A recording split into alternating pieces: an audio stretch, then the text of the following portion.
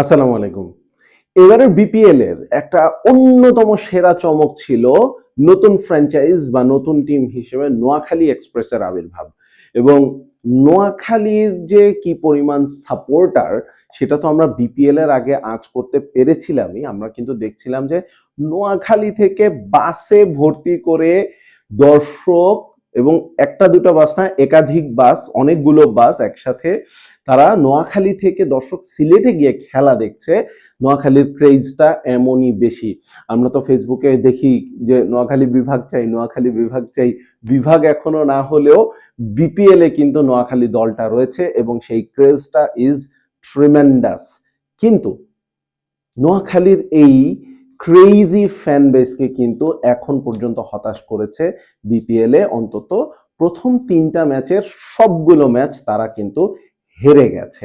এখন প্রশ্নটা হচ্ছে কেন নোয়াখালী এক্সপ্রেসের এই অবস্থা? আজকে একটু সেগুলো নিয়ে একটু অন্তত প্রথম 3 ম্যাচের আলোকে একটু ডিসকাস করতে চাচ্ছি।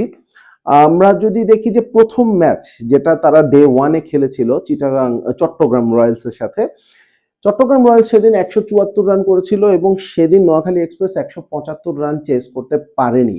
এটাকে এমনভাবে কেন বলছি, কারণ প্রথম দিনে প্রথম ম্যাচেই আমরা কিন্তু দেখেছি রাজশাহী সিলেটের বিপক্ষে 191 রান চেস করেছে মাত্র 2টো উইকেট হারিয়ে উইথ ইজ। ওই দিন উইকেটটা ব্যাটিং এর জন্য এতটাই ভালো ছিল, তো সেই জায়গায় under lights Noakhali express 174 run chase করতে পারে নাই। এটা আসলে খুবই একটা ব্যর্থতার বিষয় বলতে হবে। এবং এই জিনিসটা কেন বলছি, কারণ হচ্ছে যে সেদিন অন্তত চেস করা উচিত ছিল। সেদিন ব্যাটিং এর জন্য উইকেট খুবই ভালো ছিল এবং 174 করার পর মনে হচ্ছিল যে চট্টগ্রাম রান কিন্তু কমই করে ফেলেছিল। দ্বিতীয় ম্যাচে আমরা যদি সিলেট টাইটান্সের সাথে দেখি, সেদিন আগে ব্যাট করেছে নোয়াখালী, করেছে মাত্র 143 রান 7 উইকেটে। সেই ম্যাচে পরে এসে মেহেদী হাসান রানা হ্যাট্রিক করে খেলাটা জমিয়ে তুলেছিলেন বটে, কিন্তু দিন শেষে আসলে তাদেরকে হারতেই হয়েছে। এবার আসি হচ্ছে তৃতীয় ম্যাচে রাজশাহী ওয়ারিয়র্স এর সাথে। এবারও তারা প্রথমে ব্যাট করেছে এবং এবারের অবস্থা তো আরো করুন, 124 রান মাত্র তারা করতে পেরেছে 8 উইকেট হারিয়ে। এখন এই অবস্থাটা কেন হচ্ছে? আমরা যদি দেখি যে নোয়াখালী এক্সপ্রেসের ব্যাটিং অর্ডারটা একটু বেশি হাবিবুর রহমান সোহান কিংবা জাকের আলী ডিপেন্ডেন্ট হচ্ছে। এখন জাকের আলীর প্রসঙ্গে আরেকটু বাড়তি করে একটু পরে আসবো। ব্যাটিং অর্ডারের কথা কেন বলছি, দেখুন জাকের আলী নোয়াখালীর একটা অ্যাক্সিডেন্টাল বাই। আমরা কিন্তু নিলামে দেখেছি যে ওই ক্যাটাগরির খেলোয়াড় শেষ হয়ে যাচ্ছে, নোয়াখালীর খবরই নাই যে নির্দিষ্ট সংখ্যক বা ন্যূনতম সংখ্যক প্লেয়ার ওই ক্যাটাগরি থেকে নিতেই হবে। এই ব্যাপারটা তারা মিস করে যাচ্ছিল। শেষ পর্যন্ত জাকের আলীর বাকি ছিল, তো নোয়াখালীও একটা প্লেয়ার বাকি ছিল, তাদেরকে নিতে হয়েছে। তো এই ব্যাপারটা যাই হোক না কেন, কিন্তু আমরা সবাই জানি যে ঘরোয়া ক্রিকেটের কথা যদি বলি, জাকের আলী হ্যাঁ ইন্টারন্যাশনাল ক্রিকেটে রিসেন্টলি খুব স্ট্রাগল করছেন এবং তার অফসাইডের দুর্বলতা নিয়ে অনেক কথা হচ্ছে। তারপরেও ঘরোয়া ক্রিকেটের কথা আমরা যদি বলি, জাকের আলী কিন্তু একজন পরীক্ষিত পারফর্মার। বিশেষ করে এভাবে বিপিএল গুলোতেই কিন্তু তিনি নজর কেড়ে জাতীয় দলে এসেছেন। সুতরাং আমার কাছে মনে হয় না অ্যাক্সিডেন্টাল বাই হলেও নোয়াখালীর জন্য এটা খুব খারাপ কোনো খবর ছিল যে জাকের আলী তাদের দলে। তার উপরে তাদের ব্যাটিং অর্ডারের দিকে যদি আমরা তাকাই, এই জাকের আলী এবং ওই হাবিবুর রহমান সোহানের উপরেই একটু বেশি নির্ভরতা তাদের রয়েছে। মাহিদুল ইসলাম অঙ্কন রয়েছেন বটে, কিন্তু অঙ্কনকে আসলে টি-20তে ওই শুধুমাত্র অ্যাঙ্কর রোল প্লে করতে বা টিম যখন বিপদে পড়ে যাবে তখন একটা প্রান্ত ধরে রাখতে, এই রোলটাতেই কিন্তু অঙ্কন বেশি কমফোর্টেবল ফিল করেন rather than going out there এবং টিমের সেরা ব্যাটার বা টিমের মেইন ব্যাটার মূল ফোকাসটা নিজের উপর নিয়ে আসা। সেটা অন্তত এখন পর্যন্ত মাহিদুল ইসলাম অঙ্কনের কাছ থেকে আমরা পাইনি। সেটার প্রতিফলন আমরা কিন্তু এই গত 3 ম্যাচের মধ্যেও দেখেছি। 3 ম্যাচের মধ্যে অঙ্কন একটা মাত্র ম্যাচে 51 বলে 61 রান করে অপরাজিত ছিলেন দ্বিতীয় ম্যাচটাতে, এবং সেই ম্যাচেই কিন্তু তারা 143 পর্যন্ত গিয়েছিল। কিন্তু মজার ব্যাপার হচ্ছে সেই ম্যাচে 143 পর্যন্ত তারা গিয়েছিল, কিন্তু ওই জাকের আলীও কিন্তু সেই ম্যাচে 17 বলে 29 রান করেছিলেন। খেয়াল করুন, 51 বলে 61 রান করেছে অঙ্কন। 9 রানে 3 উইকেট পড়ে যাওয়ার পরে একটা প্লেয়ারকে এভাবে খেলতে হতো। কিন্তু সমস্যাটা হচ্ছে জাকের আলীর ওই ইনিংসটা বাদে কিন্তু এতটুকু 143 পর্যন্ত তারা যেতে পারতো না, কারণ অন্যদিকে ওই অঙ্কনের সাথে তৎকালীন অধিনায়ক, তৎকালীন বলছি কারণ থার্ড ম্যাচে এসে অধিনায়কও চেঞ্জ হয়ে গেছে, সৈকত আলী তিনি কিন্তু আন্ডার 100 স্ট্রাইক রেটের একটা ইনিংস খেলেছেন। তো ওই জায়গায় একটা বিশাল ভয়েড কিন্তু ফিল আপ হচ্ছিল ওই ম্যাচটাতে, সরি ফিল আপ হচ্ছিল না, ক্রিয়েট হচ্ছিল ওই ম্যাচটাতে, যে রানগুলো কে তুলে দিবে। সেই কাজটা সেদিন অন্তত জাকের আলী করেছিলেন। তো যাই হোক, আবার অন্যদিকে হাবিবুর রহমান সোহানের কথা যদি বলি, তিনি 3টা ম্যাচে এখন পর্যন্ত ব্যর্থ। প্রথম ম্যাচে করেছেন 15 রান, দ্বিতীয় ম্যাচে ডাক মেরেছেন, তৃতীয় ম্যাচে 5 রান করেছেন। বাকি নামগুলো যদি দেখি, মাস সাদাকাত মোটামুটি পারফর্ম করেছেন, বিদেশিদের কাছ থেকে এক্সপেকটেশন অনেক বেশি, সেই এক্সপেকটেশন ধারে কাছেও তিনি যেতে পারেননি।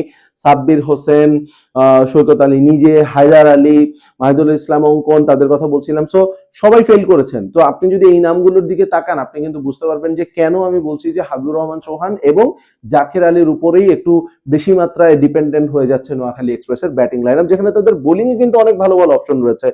হাসান মাহমুদ, তারপর মেহেদি রানা, জহির খান, রেজাউর রাজা, খুব ভালো ভালো বোলিং অপশন কিন্তু তাদের রয়েছে। তো সেই জায়গাটাতে আমার কাছে মনে হয় যে নোয়াখালীর 11টা আরেকটু সর্ট আউট করা উচিত। এবার আসে হচ্ছে ক্যাপ্টেন প্রসঙ্গে।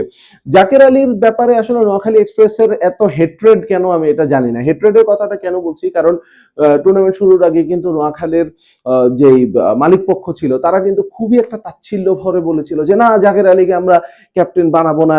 কারণ আর কে ক্যাপ্টেন হবে এই টিমটাতে কেউ আমরা কিন্তু খুঁজে পাচ্ছিলাম না। সেই প্রসঙ্গেই হয়তোবা তার কাছে প্রশ্নটা গিয়েছিল যে অধিনায়ক কে হবে, জাকের আলী হবে কিনা। এখন ভাই আমার কথা হচ্ছে যে জাকের আলী ক্যাপ্টেন হলে আপনার সমস্যাটা কি? জাকের আলী, আমরা কিন্তু দেখেছি যে এশিয়া কাপের পরপর যখন লিটন ইনজুর্ড ছিলেন, জাকের আলীকে ক্যাপ্টেন্সি দেওয়ার পরে তার ক্যাপ্টেন্সিতেই কিন্তু বাংলাদেশ আফগানিস্তানকে 3-0-তে হোয়াইট ওয়াশ করে এসেছিল।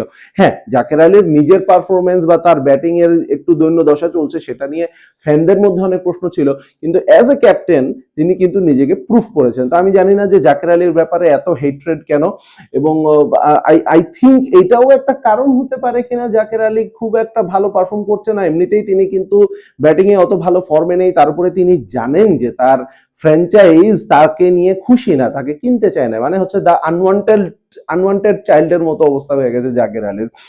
এখন প্রশ্ন হচ্ছে যে জাকের আলী যদি ক্যাপ্টেন না হয়, কে ক্যাপ্টেন হবে? হয়েছে সৈকত আলী। ভাই সৈকত আলীকে কেমনে আপনি ক্যাপ্টেন বানান আমি জানি না। সৈকত আলী, আমি যতদূর বাংলাদেশের ঘরোয়া ক্রিকেট ফলো করেছি, সৈকত আলীকে আমি কোথাও ওইভাবে এত প্রমিনেন্ট ফিগার হিসেবে পারফর্ম করতে দেখিনি যে তিনি একটা বিপিএল এর মতো টুর্নামেন্ট, একটা ফ্র্যাঞ্চাইজকে তিনি অধিনায়কত্ব করবেন। আপনি তার টি-20 রেকর্ডের দিকেও যদি তাকান, 20-এর নিচে তার গড়, 60-এর উপরে ম্যাচ খেলে 120-এর নিচে তার স্ট্রাইক রেট, তিনি কিন্তু বোলিংও অত বেশি করেন না। সুতরাং ব্যাটিং হিসেবেও যদি আমরা চিন্তা করি, he is not a performer as well. তারপরেও অনেক সময় আসলে খুব ভালো পারফর্মার না হলেও ক্যাপ্টেন ম্যাটেরিয়াল ভালো হতে পারে, সেটাও কিন্তু আমরা অন্তত দেখিনি। অন্তত দ্বিতীয় ম্যাচের কথা তো এটা বলতেই হবে, যেখানে মেহেদী হাসান রানা হ্যাট্রিক করে ম্যাচটা অলমোস্ট জিতিয়েই ফেলেছিলেন, সেখানেও কিন্তু তিনি কয়েকটা জায়গায় মিস ক্যালকুলেট করেছেন। নাম্বার 1 মিস ক্যালকুলেশন হচ্ছে লাস্ট ওভারের জন্য বাকি রয়েছে সাব্বির হোসেন, যিনি একটা পার্ট টাইমার বোলার, এবং নাম্বার 2 হচ্ছে যে ওভার রেটের দিকেও সেদিন কিন্তু তার কোনো লক্ষ্য ছিল না, যার কারণে সাব্বির হোসেন একে তো পার্ট টাইমার বোলার, তার উপরে তার সময় পেনাল্টি হিসেবে, যেহেতু সময়ের মধ্যে ইনিংস শেষ ওভার শুরু করতে পারেননি, পেনাল্টি হিসেবে সার্কেলের ভেতরে, 30 গজের সার্কেলের ভেতরে একটা বাড়তি ফিল্ডার বাধ্যতামূলক ভাবে রাখতে হয়েছে। তো আমার কাছে মনে হয় যে সেটার দায় অবশ্যই সৈকত আলীকে নিতে হবে, এবং সেটার দায় মাথায় নিয়েই হয়তো বা থার্ড ম্যাচে সৈকত আলীকে আর ক্যাপ্টেন্সিতে রাখা হয়নি। জাকের আলীকে কিন্তু এরপরেও দেওয়া হয়নি, দেওয়া হয়েছে কাকে? আরেক আলীকে, পাকিস্তানের হায়দার আলীকে। আলী নামটার প্রতি মনে হয় তাদের একটা ফ্যাসিনেশন রয়েছে। সৈকত আলী, হায়দার আলী, আলোচনায় রয়েছেন জাকের আলী আছে। যাই হোক, এখন আমার প্রশ্ন হচ্ছে যে আমি যে প্রশ্নটা করেছিলাম সৈকতের ব্যাপারে, যে সৈকত কেন ক্যাপ্টেন, আমি হায়দারের ব্যাপারেও একই প্রশ্ন করব। হায়দার আলী অনেক ভালো প্লেয়ার, দুর্দান্ত প্লেয়ার, যদিও এখন পর্যন্ত বিপিএল এ দিনে ডাব্বা মেরেছেন 3 ম্যাচে, কোনো ম্যাচে ভালো পারফর্ম তিনি করতে পারেননি। তারপর আমি বলবো যে হায়দার আলী, আমি জানি না তিনি আসলে ভালো বা রেপিউটেড কোনো জায়গায় বা কোনো লেভেলে, পাকিস্তানের হোক বা অন্য কোনো ফ্র্যাঞ্চাইজিতে হোক, অন্য কোনো দেশের কোথাও তিনি ক্যাপ্টেন্সি করেছেন বলে আমি অন্তত বলতে পারবো না। আপনাদের যদি জানা থাকে কমেন্ট বক্সে জানাতে পারেন, কিন্তু করেও যদি থাকেন, I have no idea Haider আলীকে কেন ক্যাপ্টেন করা হয়েছে। কারণ একটা ক্যাপ্টেনের দলের উপর দখল বা দলের প্লেয়ারদের সম্পর্কে জানাটা কিন্তু খুব জরুরি। হায়দার আলী এখন পর্যন্ত ইন্টারন্যাশনাল ক্রিকেটেও এমন কোনো প্রমিনেন্ট ফিগার না, বা এমন কিছু না যাকে আসলে বাংলাদেশ প্রিমিয়ার লিগে একটা ফ্র্যাঞ্চাইজের ক্যাপ্টেন করে ফেলা হবে। তো আমার কাছে মনে হয় যে ওই ব্যাটিং অর্ডারে ফেল করা, too much Sohan and Jaker dependency, এবং হচ্ছে ক্যাপ্টেন্সি ইস্যু, এই 3টা ইস্যু এখন পর্যন্ত নোয়াখালী এক্সপ্রেসের অনেক বড় সমস্যা হয়ে দাঁড়াচ্ছে। আরেকটা ইস্যু রয়েছে কোচ ইস্যু। হ্যাঁ, খালেদ মাহমুদ সুজন বা বোলিং কোচ তালহা জুবায়ের আমরা কিন্তু দেখেছি যে বিপিএল এর আগের দিন 2টা বল আসছে মাত্র প্র্যাকটিসে। সো এই জন্য চেইতা মেতা তারা হচ্ছে যে সিলেট স্টেডিয়াম ছেড়ে চলে যাচ্ছিলেন। সুতরাং এখানে কিন্তু কিছু ম্যানেজমেন্ট ইস্যু, কিছু কোচ ইস্যু রয়েছে যেগুলো মাঠের বাইরে ঘটছে এবং which is not a good news at all Noakhali এক্সপ্রেসের জন্য। সেটার প্রভাবও কিন্তু পারফরমেন্সে পড়ছে। প্লাস খালেদ মাহমুদ সুজন, হ্যাঁ, এই লোকটার প্রতি আমার অনেক রেসপেক্ট রয়েছে অ্যাজ এ প্লেয়ার। আমরা যখন ছোট ছিলাম 2002-3 ওই সময়টাতে বা 4 ওই সময়টাতে তিনি ক্যাপ্টেন হয়েছিলেন বাংলাদেশে। খুবই লিমিটেড প্লেয়ার থাকা সত্ত্বেও তিনি তার জানটা দিয়ে দিতেন মাঠে, সেটা আমরা দেখেছি। এবং তার ক্যাপ্টেন্সিতে হয়তোবা নাম্বারসে আপনি বলতে পারবেন না যে বাংলাদেশ এতগুলো জিতেছে বা ততগুলো জিতেছে, কিন্তু তার ক্যাপ্টেন্সিতে বাংলাদেশ ফাইট করা শিখেছিল, এই কথাটা অন্তত আমি বলতে পারি। তো প্রসঙ্গটা হচ্ছে যে খালেদ মাহমুদ সুজন আসলে বিপিএল এ কোচ হিসেবে আমরা কিন্তু গত বিপিএলেও দেখেছি যে ঢাকা ক্যাপিটালস একেবারে তলানিতে ছিল। সুতরাং সুজনের কোচিংটা নিয়ে কিন্তু এখন আস্তে আস্তে প্রশ্ন ওঠা শুরু হয়েছে। যদিও এটাকে একমাত্র পয়েন্ট হিসেবে আমি সামনে নিয়ে আসছি না এখন পর্যন্ত, কিন্তু আপনি খেয়াল করুন যেই পয়েন্টগুলো বলেছি যে অকশন ব্লান্ডার বলছি কারণ জাকের আলীকে তারা চায়নি, না চাইতেই পারে কিন্তু নিতে হয়েছে। সুতরাং এই ধরনের একটা ব্লান্ডার তো অবশ্যই রয়েছে। যদি ব্লান্ডারও কেন বলছি, কারণ দেখেন এটা জাকের আলী এমন একজন প্লেয়ার যে আমি চাই নাই, আমার ঘাড়ে এসে পড়ছে, আচ্ছা ঠিক আছে ওরা আমি খেলাবো না, ওই 11-এর বাইরে থাকবে। নোয়াখালীর কিন্তু সেই টিমটাও নাই, জাকেরকে খেলাইতেই হবে তাদের। সুতরাং এখানে একটা ব্লান্ডার তাদের রয়েছে। বিদেশিও অত বেশি ইম্প্যাক্টফুল আমরা এখন পর্যন্ত দেখি নাই। তারপর ব্যাটিং অর্ডার সাজানো টাজানো, তারপর ওই ক্যাপ্টেন্সির ইস্যু, এই জিনিসগুলো মানে টোটাল একটা প্ল্যানিং এর অভাব কিন্তু রয়েছে নোয়াখালী এক্সপ্রেস টিমের মধ্যে। এবং এই প্ল্যানিং এর অভাবের জন্য আপনি কিন্তু কোচকে সরাসরি দায় দিতেই পারেন, কোচ কিন্তু এখানে দায় এড়াতে পারে না। যাই হোক, এগুলোই ছিল আমার বিশ্লেষণ। অন্তত আপনি আপনার মতামত অবশ্যই কমেন্ট বক্সে জানাতে পারেন। নোয়াখালীর ভাই বোনেরা আন্নেরা কারা আছেন, আন্নেগো কমেন্ট বক্সে লিখিয়ে আলান। আমি জানি না নোয়াখালীর ভাষাটা ঠিকঠাক মতো বলতে পারছি কিনা। আমি আমার দাদাবাড়ি ফেনীতে, পাশাপাশি ডিস্ট্রিক্ট, সুতরাং আমার মনে হয় যে অন্তত কাছাকাছি যেতে পেরেছি। সো আজ্জা যাইর গুই আন্নেরা আর লগে থাকেন, আর বালাগরি আর চ্যানেলকে সাবস্ক্রাইব করেন। আর অবশ্যই আর ভিডিও গান যদি আন্নের ভালো লাগে, আন্নের দোস্তগো লগে বালাগরি এক লগে বই ভিডিও গান চান।